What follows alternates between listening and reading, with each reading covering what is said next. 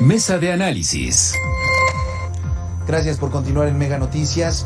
Como le adelantamos antes de hacer una pausa, bueno, pues vamos a abordar de fondo qué es lo que está pasando en el continente, cuáles son las opciones de salida, si la crisis migratoria y esta crisis humanitaria tiene alguna esperanza de reducirse. Y para eso platicamos esta tarde con Raúl Torres Guerrero. Él es diputado por el Partido Acción Nacional en el Congreso de la Ciudad de México. Y también, bueno, pues estaremos en contacto con Arlén Ramírez Uresti, es internacionalista y académica. En unos momentos se integrará con nosotros. Raúl, te saludamos con muchísimo gusto. Bienvenido a Mega Noticias. ¿Qué tal, Abel? Te saludo a ti y a tu audiencia. Muchas gracias. Raúl, hace unos días el canciller Marcelo Ebrard hablaba de que la migración no se va a poder detener, que el bono demográfico en el continente pues prácticamente obliga a que Estados Unidos, Canadá y México requieran mano de obra, y por ello proponía que se organizara esta migración para evitar la crisis humanitaria. ¿Tienen razón estos comentarios del canciller? Y si es así, ¿qué es lo que está pasando que no hay voluntad para ponerse de acuerdo? Coincido en que hoy la migración mexicana también tiene que empezarse a ver como una migración de la región, es decir, todo lo que representa Centroamérica en migración en tránsito rumbo a los Estados Unidos. Sin embargo, lo que falta también entender es que hoy la migración representa una nueva demografía. La mayoría están en un promedio de edad de 49 años, es decir, tenemos una población muchísimo más activa en lo que refiere a la participación económica tanto en México como en los Estados Unidos. Por lo tanto, también hay que ver qué tipo de mano de obra calificada ya podemos hablar de lo que representa nuestra migración mexicana, y no como en años anteriores, donde era simplemente mano de obra sencilla para realizar simples oficios. Hoy tenemos mano de obra más calificada que viene de México, mientras que la mano de obra más sencilla viene de Centroamérica, aunque pasan por México.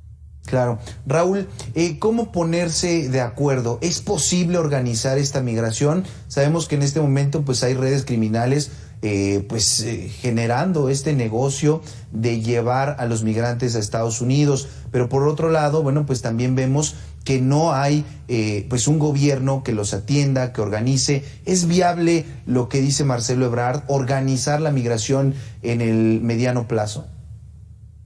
Yo creo que es viable siempre y cuando existan los recursos para poder implementar distintas medidas o políticas de migración que nos permitan unir a estas distintas caravanas, a estos grupos que hoy deciden emigrar. Pero mientras no existan los recursos, que hoy vemos que desde 2018 se han venido recortando temas de apoyo consular para nuestra comunidad mexicana en el exterior, pues es muy difícil llevar a cabo todas las buenas intenciones que a lo mejor el canciller tiene en un conocimiento pleno de la agenda, pero por otro lado, desde el gobierno federal de la administración actual, no ha habido los recursos que se destinan correctos de la Secretaría de Hacienda, desde la Cámara de Diputados, para el apoyo de nuestros mexicanos en el exterior. Por lo tanto, va a ser muy difícil que estas buenas intenciones, que por un lado suenan atractivas, se puedan concretar. Y lo que nuestros mexicanos hoy pensamos y pedimos desde fuera del país es que ya nos hablen con hechos, no solamente con palabras, porque nosotros seguimos mandando nuestras remesas y siguen siendo la entrada número 1 del país. Raúl, en el ámbito internacional, ¿qué papel juega cada una de las naciones? Estamos viendo que en el país desde el 2018 hay una reducción en la economía, no se está creciendo, después vino la pandemia y bueno, pues se agravó, pero las condiciones de México están generando una mayor expulsión. En Estados Unidos estamos viendo esta pugna política entre republicanos, quienes rechazan a los migrantes, quienes pues reprueban la migración, y los demócratas, que bueno, pues dejan ahí ver también buenas intenciones de tratar de tener una legalización de los indocumentados. Y vemos en Centroamérica que prácticamente pues no hay gobierno, crisis de violencia, crisis económica. ¿Cómo analizar cada una de las responsabilidades y enfocarlas hacia el objetivo, que sería pues disminuir la crisis humanitaria, la crisis migratoria? Principalmente tenemos que entender hoy que esto es un problema de la región de Norteamérica, que esto involucra a Canadá, Estados Unidos y México. Pero tenemos que hablar muy claro de qué es lo que motiva hoy a la migración. Sabíamos que en años pasados había una tasa cero, es decir, eran en números negativos ya los ingresos de mexicanos a los Estados Unidos. Luego viene la pandemia, esto limita los números, y en la reactivación económica post pandemia los números vuelven a crecer por la crisis económica en México y la reactivación en los Estados Unidos. Hoy, ¿qué tenemos que hablar? Tenemos que hablar de cómo vamos a empoderar a que las economías locales se puedan fortalecer mediante apoyos y fomento económico desde los Estados Unidos, pero también desde el centro del país en México. No podemos seguir nada más sirviendo como que nos tapamos los ojos y que la migración no existiera y que pasen las caravanas, cuando lo que tenemos que es atacar el problema de raíz, pero no es regalando, es generando oportunidades. Y esa es la gran diferencia, que con este gobierno pareciera que le importa más hoy regalar apoyos que a final de cuentas no tienen impacto, cuando tendremos que empezar por financiar proyectos de nuestra propia comunidad migrante para que la migración sea por decisión y no por necesidad.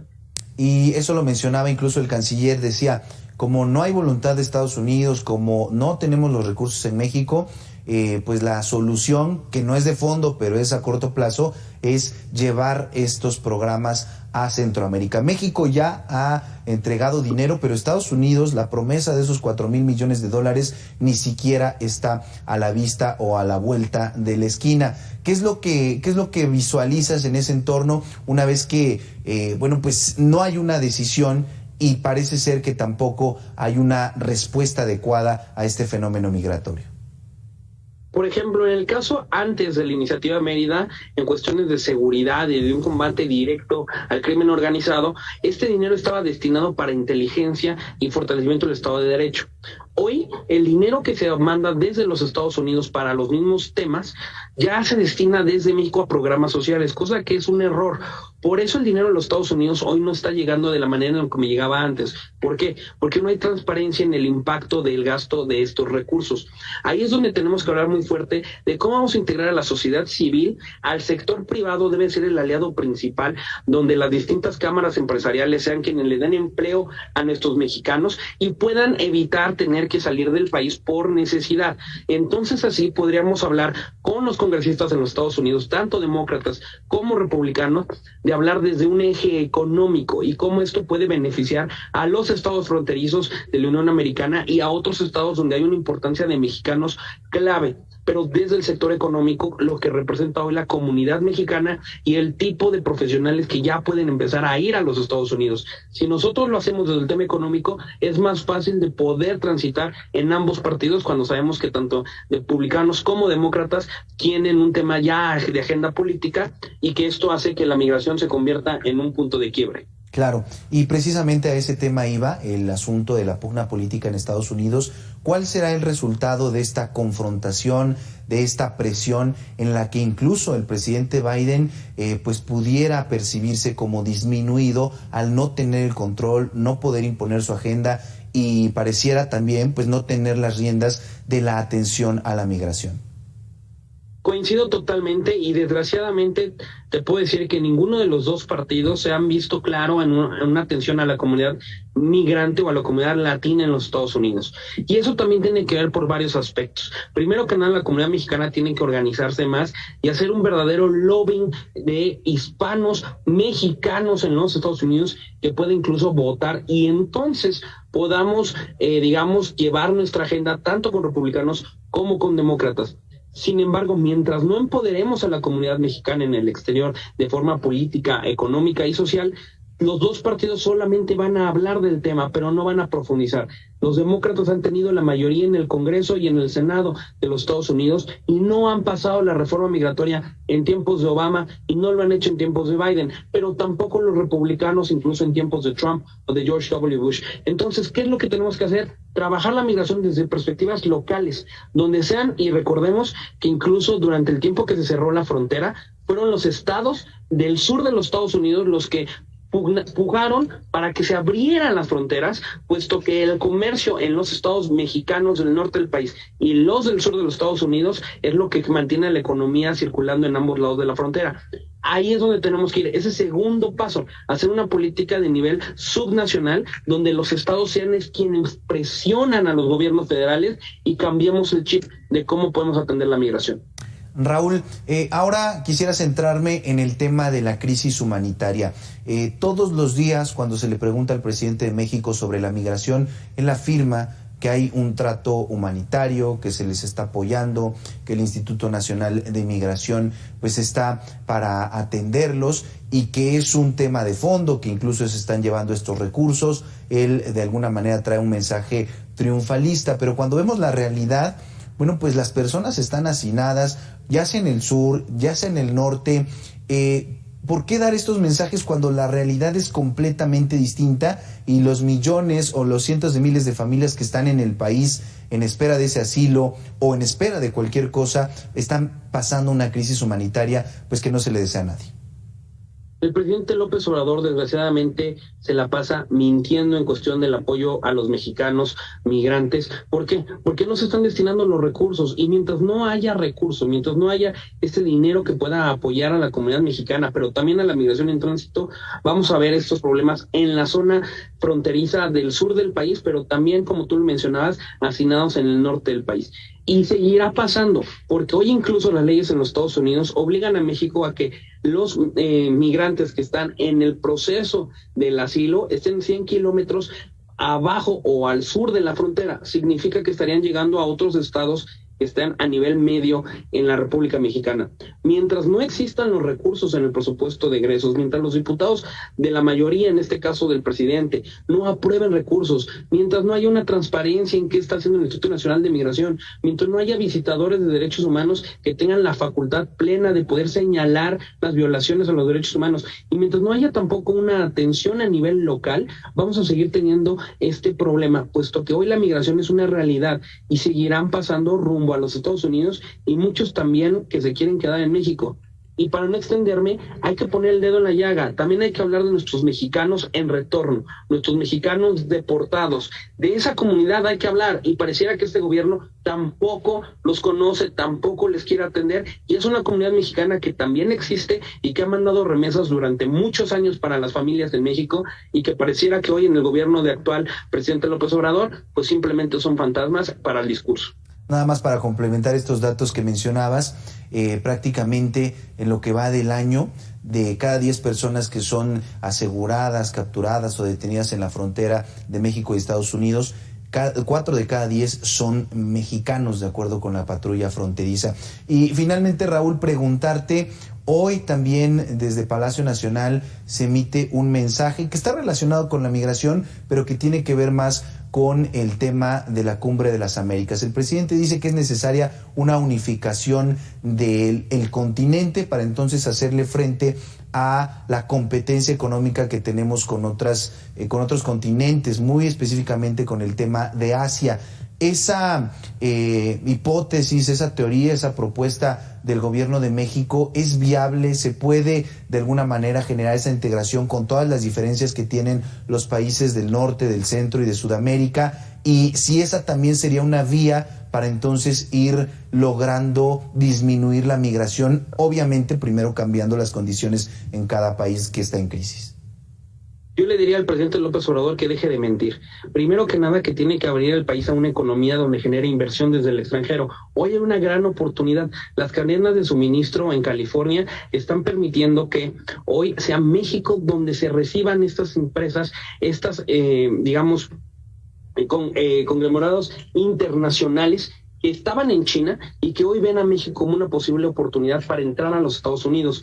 Esa es realmente la oportunidad, que México gane ese espacio, que se abre a la inversión extranjera, que se abre a poder generar empleos desde capitales extranjeros que vean a México como la oportunidad para llegar a los Estados Unidos. Cuando logremos ver eso, entonces podemos hablar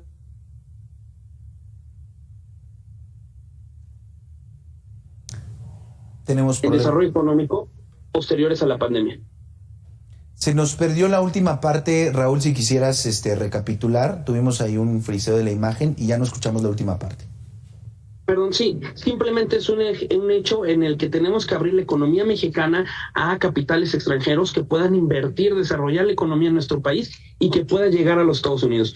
Siendo así el ejemplo, ahora ya podríamos hablar de una integración latinoamericana donde hoy existen distintos tipos de ideologías en el propio corredor, por ejemplo, de la zona Pacífico, para poder ver qué podemos hacer en cuestión de cadenas de suministro. Tenemos que hablar de temas de nicho, de qué tipo de industria y qué tipo de producción. Un sueño guajiro es que toda la América Latina estuviera unida, pero eso era el sueño de Bolívar. Hoy tenemos que hablar en temas económicos donde representa realmente ingresos y empresas que puedan generar empleos en México y entonces disminuiremos la migración ilegal. Claro, importante lo que comentas, porque la propuesta obviamente pues pareciera encantadora, suena bien, pero no es el único fondo y no es el único objetivo que se tiene. Finalmente, ¿qué esperar de los siguientes meses? Prácticamente desde el año 2020, el segundo semestre, empezó a repuntar la migración tanto de Centroamérica como de México hacia Estados Unidos. Más de 3 millones de personas capturadas, aseguradas, la mayoría repatriadas, unos cuantos también quedándose en el país. Platicamos ya de todos los factores, de las oportunidades, de lo que se podría hacer, pero ya siendo realistas, ¿qué esperamos del fenómeno migratorio?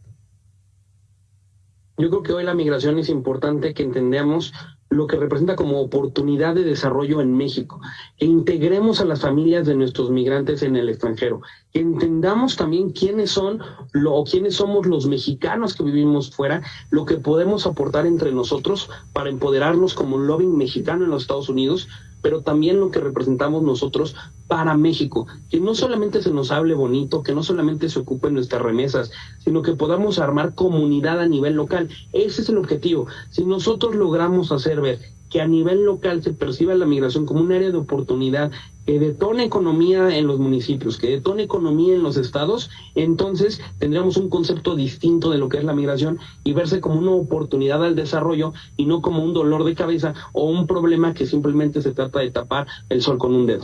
Claro. Finalmente, ¿cuál sería la oportunidad en el Instituto Nacional de Migración? Hemos visto, por supuesto, muchas críticas. También ha quedado pues de manifiesto que en algunos casos sí se violan derechos humanos a partir de funcionarios. Incluso ha habido pues reprimendas, decisiones que se han tomado a la luz de un escándalo por alguna agresión a migrantes. Pero ¿qué esperar de ese instituto sabiendo, como bien lo destacas, que su presupuesto va cayendo poco a poco, que prácticamente Gobernación es la que controla el tema de la economía para la atención a la política migratoria, pero como lo vimos y ya lo revisamos en estos minutos anteriores, pues no estarían dando pues el golpe al punto donde se necesita? Pues yo hago un llamado pleno a que el Instituto Nacional de Migración, primero que nada, vea por los derechos humanos de las personas migrantes, ya sea quienes regresan de forma temporal, de forma por deportados, o también quienes están de forma por tránsito y que no son originarios de México. Tenemos que hablar de cómo tratemos a nuestros migrantes, también serán tratados los mexicanos fuera del país. Y ahí es importantísimo que si de por sí emigrar nunca va a ser una decisión fácil. ¿Por qué? Porque dejas a tu familia y muy probablemente dejes todo tu patrimonio para poder emprender un sueño, ya sea el sueño americano o el sueño mexicano saliendo de Centroamérica. Pues bueno, tenemos que hablar de una defensa plena en los derechos humanos que hoy no existe, pero también a nuestros mexicanos cuando regresan en los propios aeropuertos, cuando llegan en programas paisanos. Sí, los programas están muy bien hechos, están muy bien en cuestión de lo ideal, pero en la práctica se les trata mal, se les abren las maletas y se les trata de decir que traen cosas ilegales dentro de ellas. Tenemos que entender que nuestros migrantes no somos ciudadanos de segunda clase, somos igual de válidos que cualquier otra persona en México que haya nacido en México, incluso si fuéramos segunda o tercera generación y hubiéramos nacido en los Estados Unidos. Amamos a México, es nuestro querido país y hacemos todo para que México le vaya bien. Por lo tanto, el Instituto Nacional de Migración debe de ver por los derechos humanos, por una buena atención a los mexicanos que regresan, pero también a aquellos migrantes que vienen en tránsito, puesto como hoy tratemos a nuestros migrantes, serán tratados nuestros compatriotas en el extranjero. Platicamos esta tarde con Raúl Torres Guerrero, él es diputado por el Partido Acción Nacional en el Congreso de la Ciudad de México. Diputado, muchísimas gracias por estos minutos y por el análisis a fondo de esta problemática que preocupa y que prácticamente no se está haciendo lo ideal para solucionarlo. Te agradezco mucho, Abel, y desde la Diputación Migrante siempre estaremos llevando esta agenda en el Congreso de la Ciudad de México. Saludo a tu audiencia y siempre viendo por la agenda de nuestros mexicanos fuera del país y por sus familias dentro de la República Mexicana. Gracias, Raúl. Y como le adelantábamos, teníamos también prevista la participación de Arlene Ramírez Uresti. Ella es internacionalista y académica, tuvo un problema en la conectividad y bueno, pues no se pudo sumar a esta mesa de análisis. Dejamos aquí este tema y saludamos con muchísimo gusto a Mitzi Cordero.